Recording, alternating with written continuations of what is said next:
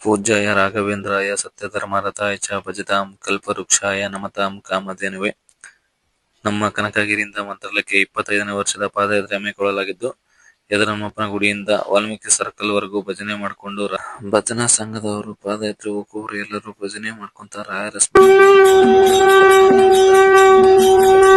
ಅಲ್ಲಿಂದ ಪ್ರತಾಪರಾಯ ಗುಡಿ ಹತ್ರ ಬಂದು ಅಲ್ಲಿ ಸ್ವಲ್ಪ ಹೊತ್ತು ಭಜನೆ ಮಾಡಿ ಅಲ್ಲಿಂದ ಸೀದಾ ವಾಲ್ಮೀಕಿ ಸರ್ಕಲ್ ಹತ್ರ ಬಂದ್ವಿ.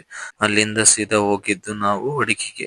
ಭೀಮಣ್ಣ ಹಿಂದೆ ಬರ್ತಾ ಇದ್ರು. ಅಲ್ಲಿ ವಡಕಿ ಕ್ರಾಸ್ ಹತ್ರ ಎಲ್ಲರೂ ಟೀ ಕುಡಿಯೋಣ ಅಂತ ಟೀ ಕುಡಿತಾ ಇದ್ವಿ. ನಮ್ ದೊಡ್ಡಮ್ಮ, ನಮ್ ಚಿಕ್ಕಮ್ಮ, ನನ್ನ ಹೆಂಡತಿ, ನನ್ನ ಮಗಳು ಆಲ್ರೆಡಿ ಟೀ ಕುಡ್ತಾ ಇದ್ರು. ಅವ್ರ ಜೊತೆ ನಾನು ಬಂದು ಒಂದ್ ಕಪ್ ಟೀ ಕುಡಿದು ಮತ್ತೆ ನಾವು ಪಾದಯಾತ್ರೆ ಶುರು ಮಾಡಿದ್ವಿ.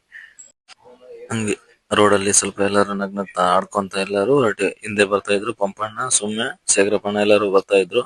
ಅವರು ಬಂದು ಸೀದಾ ಆಳೂರು ಹಟ್ಟಿ ಹತ್ರ ಬಂದ್ವಿ. ಅಲ್ಲಿಗೆ ಬರೋಷ್ಟೊತ್ತಿಗೆ ಎಲ್ಲರೂ ಭಜನೆ ಮಾಡ್ಕೊಂಡು ಊಟಕ್ಕೆ ರೆಡಿಯಾಗಿ ಕುತ್ಕೊಂಡ್ಬಿಟ್ಟಿದ್ರು. ನಾವು ಬರೋಷ್ಟೊತ್ತಿಗೆ ಭಜನೆ ಮಾಡಿ ಮಂಗಳಾರತಿ ಮಾಡಿ ಊಟಕ್ಕೆ ರೆಡಿಯಾಗಿ ಕುತ್ಕೊಂಡಿದ್ರು. ಅಲ್ಲಿಂದ ನಾವು ಬಂದು ಊಟಕ್ಕೆ ಜಾಯ್ನ್ ಆದ್ವಿ. ಎಲ್ಲರೂ ಊಟ ಮಾಡ್ತಾ ಇದ್ರು. ನಮಗೂ ಊಟಕ್ಕೆ ಕರೆದ್ರು, ನಾವು ಊಟ ಮಾಡಿದ್ವಿ. ನಮಗೂ ಬುತ್ತಿ ತಂದಿದ್ವಿ. ನನ್ನ ಹೆಂಡತಿ ಎಲ್ಲರಿಗೆ ಬಡಿಸ್ಕೊಡ್ತಾ ಇದ್ಲು. ಎಲ್ಲರೂ ಬಡಿಸ್ಕೊಂಡು ಊಟ ಮಾಡಿ ಖುಷಿಯಾಗಿ ಊಟ ಮಾಡ್ಕೊಂಡು ಬಂದ್ವಿ.